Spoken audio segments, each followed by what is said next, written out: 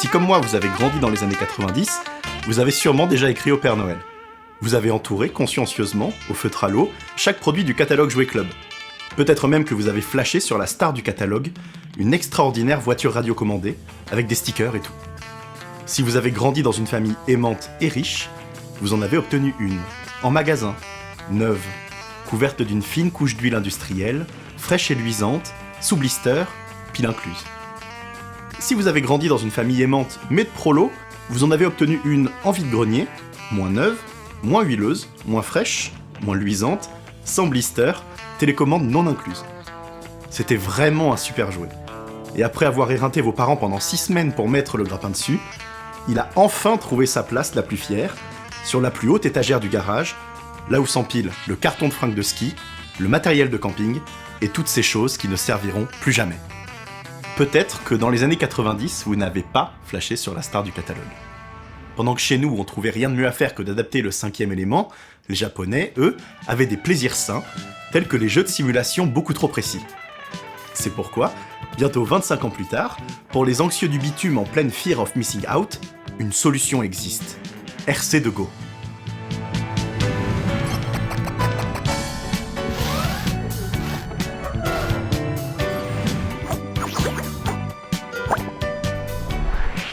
Dans la grande famille des jeux de course, il existe une autre famille un peu plus petite, celle des courses de modèles réduits. Et dans cette vaste cousinade, il y a la table des enfants, garnie de nuggets et de limonade marque Pouce. Cette table, c'est celle des jeux de voiture radiocommandés. Alors oui, dit comme ça, c'est pas vraiment une bizarrerie. Il y en a une pelletée de jeux de voiture radiocommandés. D'ailleurs, 3 d'entre eux ont été publiés à l'international par les Américains d'Acclaim. Revolt et RC Revenge, développés par les Anglais de Probe Software, et RC2Go, développé par les Japonais de Taito.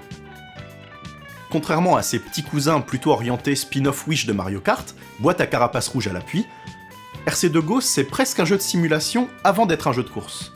Il sort sur arcade, puis sur PlayStation en 2000, en même temps que 2 autres jeux qui partagent son nom.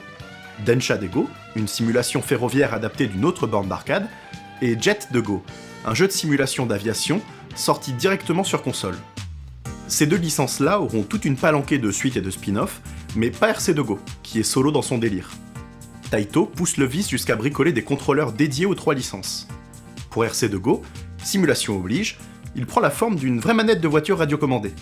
Elle se tient comme un gun, avec une molette sur le côté pour tourner et une gâchette pour accélérer. Si la version arcade du jeu donnait la part belle au scoring, avec un bonus pour les petits malins ambitieux qui driftent, Japon oblige, la version PlayStation est pas mal écrémée et laisse juste un boost à disposition pour envoyer les adversaires dans les rosiers quand on les tacle correctement. Dans RC2Go, l'important c'est pas de jouer bien, mais de jouer vite. Je parlais de simulation parce que le deuxième cœur de RC2Go, c'est le jeu de gestion. C'est du modélisme, donc c'est du bricolage. Alors on achète son châssis, ses premières pièces, on participe à une course facile qu'on gagne, puis à une seconde qu'on perd. On gagne des crédits, parce que l'essentiel c'est de participer. On s'achète des nouvelles pièces un peu plus solides qui améliorent nos statistiques d'accélération ou d'adhérence. On choisit des pneus plutôt macadam ou plutôt tout-terrain pour s'adapter au circuit proposé. Et si on est suffisamment pété de crédit, on peut s'offrir un petit plaisir, un peu de custo, et s'acheter un skin de rallye, un hélico, un sumo, ou même un poussin qui se change en coque et pousse une gueulante de félicitations quand on a mis une pilée à tout le monde. Il y a un plaisir de l'itération. Les premières pistes sont simples, les adversaires pépousent, c'est pas grave de rater, et quand c'est le cas, on te file 100 crédits pour aller t'acheter des freins un peu moins nuls. D'ailleurs, le délire est poussé si loin que le jeu est supervisé par Kyosho, et c'est le leader mondial du modélisme. La petite particularité de RC2Go, c'est que la caméra nous suit pas depuis le cul de la bagnole comme le feraient la plupart des jeux du genre. On n'a pas non plus une caméra style Micro Machines en vue zénitale. Ici, c'est une caméra plongeante qui survole le circuit et suit notre voiture. Un regard en fait, celui du pilote, qui surplombe la piste depuis les gradins. Au début de chaque course, une petite cinématique met l'accent sur les personnes alignées, télécommande en main, plutôt que sur les modèles réduits, histoire qu'on n'oublie pas qu'on contrôle quelqu'un avant de contrôler quelque chose. Ce petit détail change tout dans la perception qu'on a du jeu. Pendant 3 secondes, avant le départ, on est sur place. On profite de cette soirée d'octobre en pleine pampa, de ce jour gris de décembre dans les chemins de montagne, de cette matinée pluvieuse de mars au centre-ville, de cet après-midi d'août à la température accablante. on sent le soleil taper sur les carrosseries, les vagues de chaleur faire onduler le bitume, on sue à grosses gouttes malgré la toiture du pavillon, on frise le malaise, et le signal du départ retentit enfin. Dehors, on aurait été tout seul avec notre voiture, au coin de la rue ou dans le jardin. Ici, on profite du plaisir de ne pas être vraiment seul, de se tirer la bourre avec des pilotes passionnés, sans rhume, sans allergie, sans insolation. Ce qui participe aussi à cette ambiance, au beau milieu des compiles de jungle et de breakbeat qui font le sel des jeux de l'époque, c'est la bande-son synthpop, signée Zuntata, la sound team de Taito. Un peu comme le SST Band de Sega à la même époque, Zuntata a la double casquette de Sound Department et de Music Band. Le groupe est reconnu pour l'étrange variété de ses compositions. De sa fondation en 83 jusqu'au rachat de Taito par Square Enix en 2005, ils vont être une douzaine à se taper des barres sur scène et à reprendre leurs meilleurs bangers à coups de gros riffs et de claviers épileptiques. Autant vous dire que leur boulot n'a pas grand chose à voir avec une loupe de Prodigy. C'en est à chialer de rire tellement la soundtrack est baroque, pour pas dire bien kitschos. Entre les boîtes à rythme frénétiques, les synthés qui s'envolent et les solos de gratte enflammés, c'est l'esprit shonen assuré. En plus de ça, un commentateur complètement matrixé s'égosille dès qu'on double quelqu'un ou qu'on roule dans une flaque d'eau. D'ailleurs, c'est souvent les deux en même temps. Vous avez une idée de la cacophonie radieuse qui règne sur le circuit et qu'on ne voudrait jamais quitter. Malheureusement, c'est un jeu qui se termine assez vite. Déjà parce que les 8 premiers circuits sont du gâteau, ensuite parce que les 2 derniers ont une difficulté épouvantable qui pousse au rage quit. Si au début du championnat, on se balade dans le chill au milieu des voitures molles nourries aux piles salines, on se surprend après 1 heure ou 2 à avoir la rage de vaincre de Jason Statham sous speed et à spammer les boosts pour gratter le moindre dixième de seconde jusqu'à l'écœurement. On abandonne, puis on recommence, on oublie qu'on jouait depuis les gradins, on est dans le cockpit, on a le démon du drift, on se projette dans un naked total. Il faut absolument gagner le tournoi de petites voitures en plastique pour sauver la petite sœur malade enlevée par les Yakuza.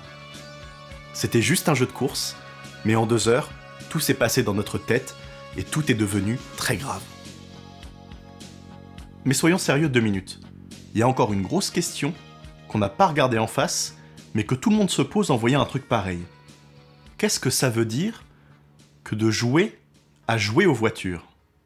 La fantaisie que nous vendent les jeux de course habituels, c'est la liberté, le vent dans les cheveux, le goût du danger, et cette espèce de pouvoir qu'on prend sur le monde en montrant qu'on peut le parcourir presque sans effort. C'est la Yes Life, quoi. Mais avec RC2Go, on fait le choix de renoncer à tous ces trucs pour s'imaginer à la place en simple nerd, passionné de modélisme. Et notre nerd imaginaire, il n'est pas plus libre que ça, parce qu'il faudra bien qu'il retourne taffer lundi pour payer ses pièces de modèle réduit à 500 balles. Il court pas non plus de grand danger tant qu'il reste en bon terme avec son banquier, et je suis même pas sûr qu'il se sente particulièrement puissant en conduisant son jouet sur une piste miniature. Y a même aucune chance qu'il sente le vent dans ses veuches vu qu'il est pas dans la bagnole. À tous les coups, il est chauve en fait. Non, la simulation de modèle réduit, c'est vraiment le jeu de bagnole sans la fantaisie du pouvoir.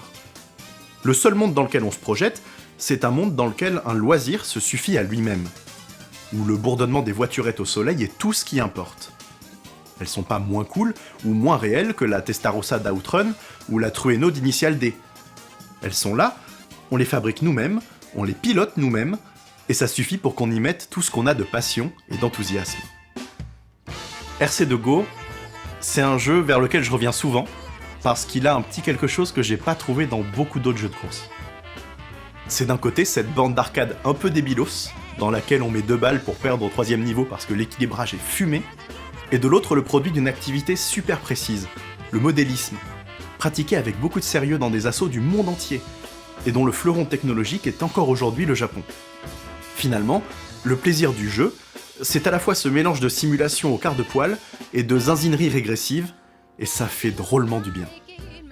Alors une fois ces 3 heures passées à regarder sa petite voiture tourner en rond, égayée par la tracklist cheesy, puis à optimiser avec frénésie chaque épingle, chaque bumper, upgrade après upgrade, qu'est-ce qu'on garde de RC2Go ? Pour moi, c'est une poésie plaisante et surprenante, nourrie par le ronflement pénible des moteurs électriques, par les reflets d'une flaque d'eau au coucher du soleil, par un parterre de pétales laminés, par un dérapage imprudent, en somme, par l'étrange nostalgie d'avoir participé, cette année encore, à ce championnat qui n'a jamais eu lieu.